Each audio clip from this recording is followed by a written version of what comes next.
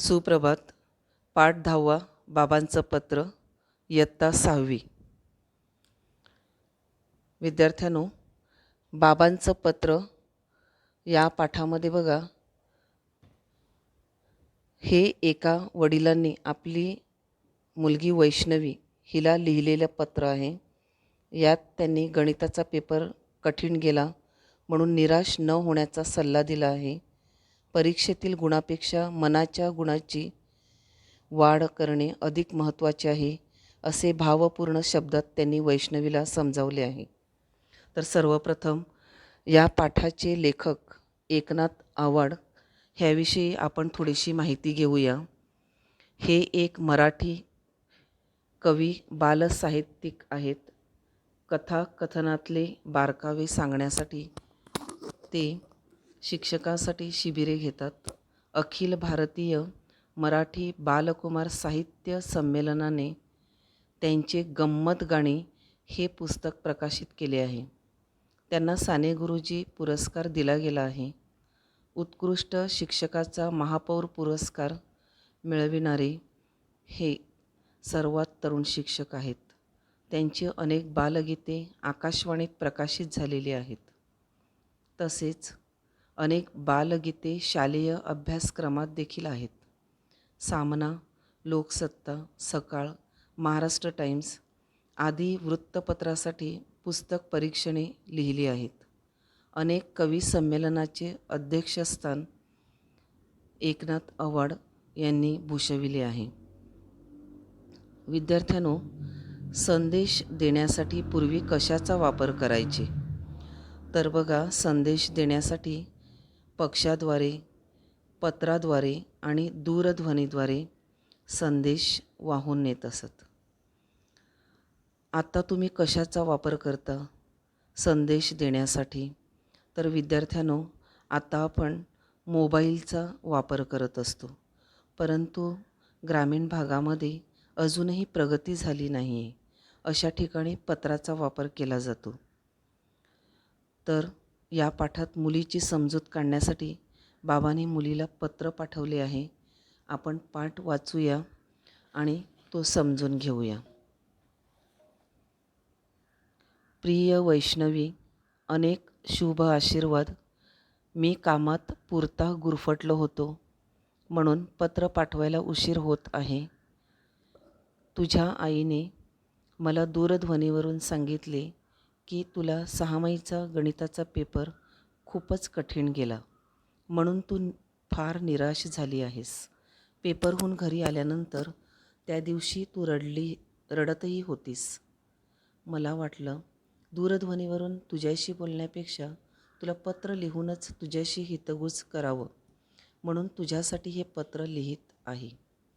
अगं वैष्णवी, गणिताचा पेपर कठीण गेला म्हणून गणितानंतर असलेल्या विषयाचे पेपर अवघडच जाणार असे होत नाही ना.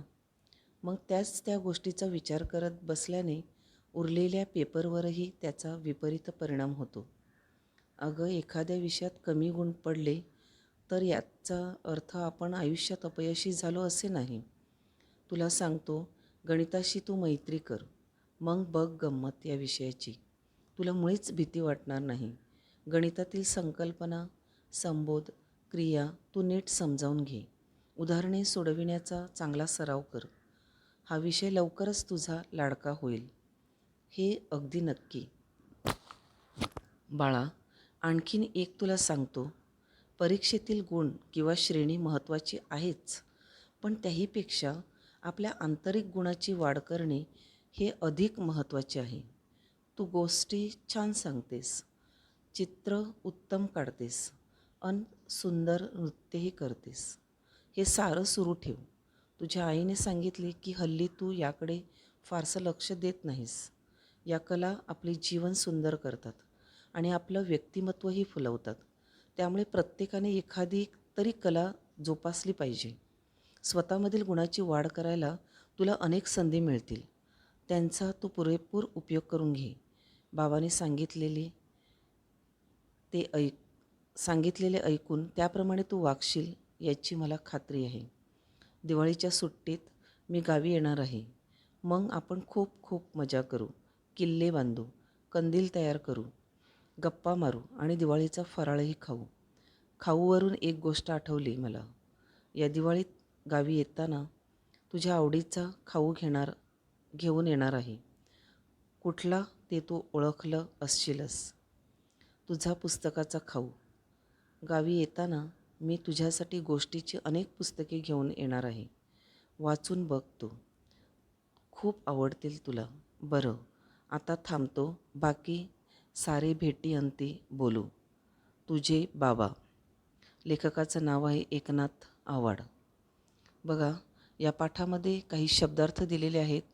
गुरफटणे म्हणजे गुंतून राहणे, निराश म्हणजे नाराज, हितगुज करणे म्हणजे आपल्या मनातील गोष्टी सांगणे, विपरीत म्हणजे वाईट, संबोध मूळ संकल्पना, आंतरिक गुण, अंगभूत गुण, भेटीअंती भेट झाल्यानंतर. तर बघा, हा पाठ आपण समजून घेऊया. जेव्हा मोठे लहानांना पत्र लिहितात तेव्हा आशीर्वाद देतात. तर येथे बाबांनी मुलीला म्हणजेच वैष्णवीला आशीर्वाद दिला आहे. ते आपल्या पहिल्या 2 लाईनमध्ये आपल्याला दिसते. प्रिय वैष्णवी, अनेक शुभ आशीर्वाद. हे पत्र बाबाने मुलीला लिहिलेलं आहे, वैष्णवीला. आणि तिथे मोठ्याने लिहिलेलं आहे, बाबाने लिहिलेलं आहे, म्हणून तिथे आशीर्वाद दिलेले आहेत.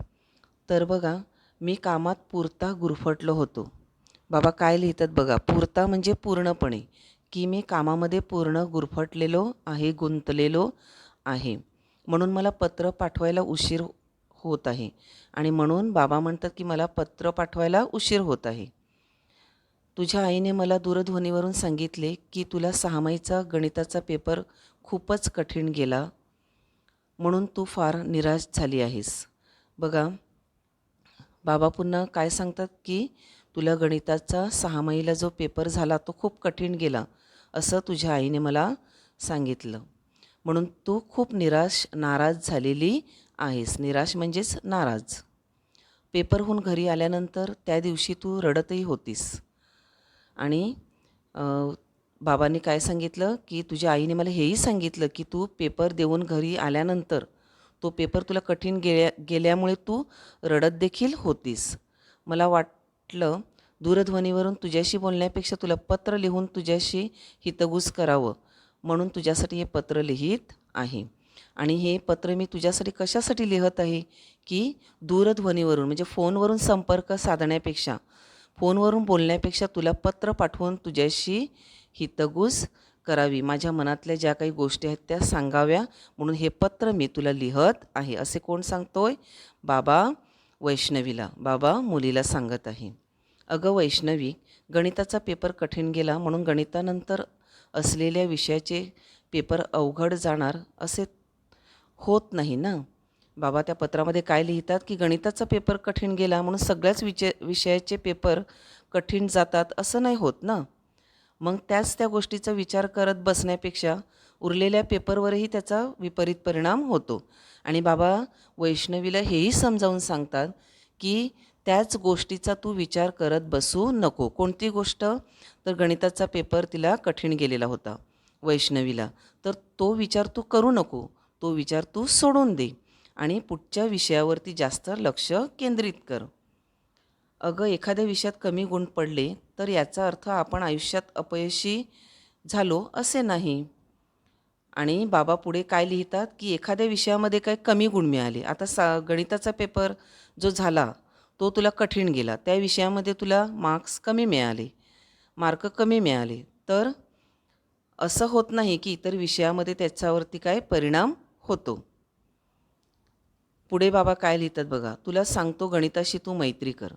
आणि पुढे बाबा काय लिहितात की बघ, जर तुला वाटत असेल की तुझा गणिताचा पेपर तुला ह्यानंतर सोपा जावा असं वाटत असेल, तर तू ह्या गणित विषयाशी अगदी जवळीकता कर, मैत्री कर. मग बघ गंमत या विषयाची आणि बघ मग काय गंमत होते. तुला मुळीच भीती वाटणार नाही. आणि बाबा पुढे काय लिहितात की तुला अजिबात त्याविषयी भीती वाटणार नाही. या गणित विषयाविषयी तुला काहीही वाटणार नाही. त्यामध्ये तू कधीही अपयशी होणार नाही. गणितातील संकल्पना आणि संबोध आणि क्रिया तू नीट समजावून घे. गणितामध्ये ज्या काही संकल्पना आहेत, संज्ञा आहेत, क्रिया आहेत, संबोध आहेत, ते तू नीट समजावून घे. ते ज्या काही स्टेप्स आहेत गणिताच्या त्या व्यवस्थित समजावून घे. उदाहरणे पुन्हा पुन्हा सोडवण्याचा सराव कर. पुन्हा पुन्हा ती उदाहरणे सोडव, प्रयत्न कर. हा विषय लवकरच तुझा काय होईल, लाडका होईल. तुला नक्की हा विषय आवडेल. या विषयाशी तुझी काय होईल, नक्की मैत्री जमेल. मैत्री जमेल म्हणजेच काय, की तुला हा गणिताचा विषय खूप सोपा वाटेल आणि त्यासाठी तुला परिश्रम करावे लागतील, पुन्हा पुन्हा प्रॅक्टिस करावी लागेल, सराव करावा लागेल. बाळा, आणखीन एक तुला सांगतो. परीक्षेतील गुण किंवा श्रेणी महत्त्वाची आहेच, पण त्याहीपेक्षा आपल्या आंतरिक गुणाची वाढ करणे हे अधिक महत्त्वाचे आहे. आणि पुढे बाबा काय लिहितात या पत्रामध्ये, की गणित आणखी हे जे सगळे विषय आहेत ते महत्त्वाचे आहेतच, परंतु त्याहीपेक्षा आपल्या आंतरिक गुणाची वाढ करणे. आंतरिक गुण म्हणजे काय, की अंगभूत गुण, आपल्यामध्ये जे काही गुण आहेत त्या गुणांची देखील आपण वाढ करणे अगदी महत्त्वाचे आहे.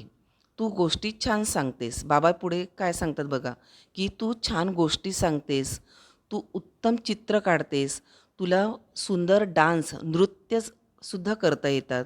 हे सारे आंतरिक गुण तुझ्यामध्ये आहेत. हे सारं सुरू ठेव. आणि बाबा काय सांगतात, की ह्या साऱ्या गोष्टी तू सुरू ठेव, त्याच्यामध्ये खंड पाडू देऊ नकोस. तुझ्या आईने सांगितले की हल्ली तू याकडे फारसं लक्ष देत नाहीस. आणि बाबा म्हणतात की वैष्णवीला, की या आंतरिक गुणाकडे, या अंगभूत गुणाकडे तू जास्त लक्ष देत नाहीस असं तुझी आई मला सांगते. या कला आपले जीवन सुंदर करतात, आपलं व्यक्तिमत्वही फुलवतात. त्यामुळे प्रत्येकाने एखादी कला जोपासली पाहिजे. आणि बाबा तिला काय समजावून सांगतात, की आपल्यामध्ये जे काही कलागुण आहेत ते ते आपण विकसित केले पाहिजेत आणि आपल्यामधील असलेल्या कला आपण दाखवल्या पाहिजेत, त्यांना वाव दिला पाहिजे.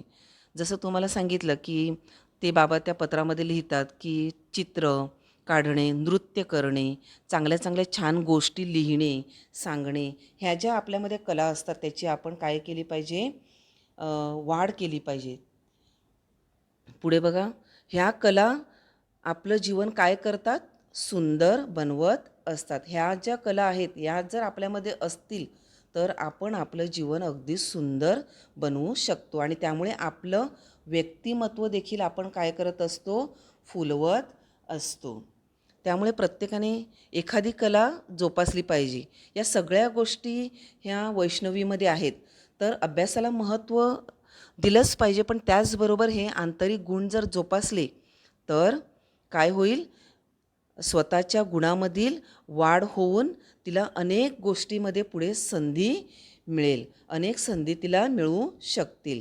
याचा तू पुरेपूर उपयोग करून घे. आणि पुढे बाबा सांगतात, की ह्या सगळ्या गोष्टीचा तू पुरेपूर उपयोग करून घे. बाबांनी सांगितलेले ऐकून त्याप्रमाणे तू वागशील याची मला खात्री आहे. आणि बाबा काय सांगतात, की मी जसं तुला पत्रामध्ये लिहिलेलं आहे त्याप्रमाणे तू जर वागलीस तर मला खात्री पटेल, की माझ्या ह्या पत्राचा काहीतरी उपयोग झालेला आहे. दिवाळीच्या सुट्टीत मी गावी येणार आहे. मग आपण खूप खूप मजा करू, किल्ले बांधू, कंदील तयार करू, गप्पा मारू आणि दिवाळीचा फराळही खाऊ. आणि बाबा पुढे काय सांगतात, की दिवाळीच्या सुट्टीमध्ये मी कुठे येणार आहे, गावाला येणार आहे. आपण खूप खूप काय करू, मज्जा करू, गंमत करू, किल्ले बांधू. जसं दिवाळीमध्ये तुम्ही किल्ले बांधता ना, मातीचे किल्ले बांधत असता, कंदील तयार करत असता. तर बाबा तिला सांगतात, की आपण ह्या सगळ्या गोष्टी करूया, गप्पा मारूया आणि दिवाळीचा फराळ म्हणजे काय, आपण वेगवेगळे दिवाळीसाठी पदार्थ बनवत असतो. उदाहरणार्थ चकली, करंजा, लाडू, शंकरपाळ्या, चिवडा वगैरे, ह्याला म्हणतात फराळ. तर हे देखील आपण खाऊ. खाऊवरून एक गोष्ट आठवली मला. आणि बाबा काय म्हणतात, की या खाऊवरून मला एक गोष्ट आठवली. कोणती ती गोष्ट बघा, या दिवाळीत गावी येताना तुझ्या आवडीचा खाऊ घेऊन येणार आहे. बाबा काय म्हणतात, की या खाऊवरून मला एक गोष्ट आठवली. तर ती गोष्ट कोणती, की मी या दिवाळीत गावाला येताना मी तुझ्या आवडीचा खाऊ घेणार आहे. खाऊ घेऊन येणार आहेत. आता खाऊ कोणता बघा, कोठला ते तू ओळखलं असशीलच. ही मुलगी जी होती वैष्णवी, ती खूप हुशार होती ना. तिथे दिलेलं आहे, ऑलराऊंडर आहे ती. तिला ऑलराऊंड म्हणजे काय, तिला नृत्य करता येतं, तिला चांगल्या गोष्टी सांगता येतात, तिला चांगलं चित्र काढता येते आणि त्याबरोबर ती अभ्यासही करत होती. परंतु फक्त तिला तो गणिताचा पेपर थोडासा कठीण गेल्यामुळे बघा ती मुलगी घरी येऊन रडायला लागली. हां, तर बघा ह्या मुलीला केवढी अभ्यासाची आणि इतर गोष्टीची देखील केवढी आवड आहे. तर पुस्तकं वाचण्याचा देखील तिला म्हणजे खूप शौक होता, तिला खूप आवड होती आणि म्हणून वैष्णवीला बाबा काय खाऊ घेऊन येणार होते दिवाळीचा, तर पुस्तकाचा खाऊ. पुस्तकाचा खाऊ कशासाठी, कारण गोष्टीची पुस्तकं वाचायला वैष्णवीला खूप आवडायची. म्हणून गावी येताना मी तुझ्यासाठी गोष्टीची अनेक पुस्तके घेऊन येणार आहे. आणि बाबा म्हणतात की मी जेव्हा गावी येणार दिवाळीसाठी तेव्हा गोष्टीची अनेक पुस्तके तुझ्यासाठी घेऊन येणार आहे. वाचून बघ तू, खूप आवडतील तुला. आणि पुढे काय म्हणतात की ती जी पुस्तकं मी घेऊन येणार आहे ती तू वाचून बघ, तुला खूप आवडतील. बरं, थांबतो आता, बाकी सारे भेटीअंती बोलू. आणि पुढे काय म्हणतात की आता मी पत्राचा शेवट करतो आणि आणखीन ज्या काही गोष्टी आहेत आपण भेटल्यानंतर, मी गावी आल्यानंतर आपण बोलूया. तुझे बाबा. आणि शेवटला पत्राचा शेवट कसे करतात की तुझे बाबा. हां, म्हणजे बाबांनी पत्र लिहिलेलं आहे तिला, म्हणून त्या पत्राचा शेवट बाबा कसे करतात की तुझे बाबा, म्हणजे तिला समजेल की हे बाबांचं पत्र आहे. Okay, thank you.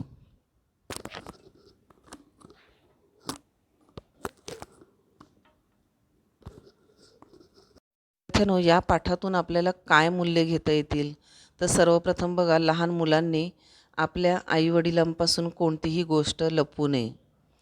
दुसरं मूल्य म्हणजे वडीलधाऱ्यांनी आपल्यापेक्षा लहानांची काळजी घ्यावी. आणि तिसरं मूल्य म्हणजे मोठ्यांनी लहानाच्या भावना समजून घ्याव्यात. अपयशाने खचून जाऊ नये. थँक्यू.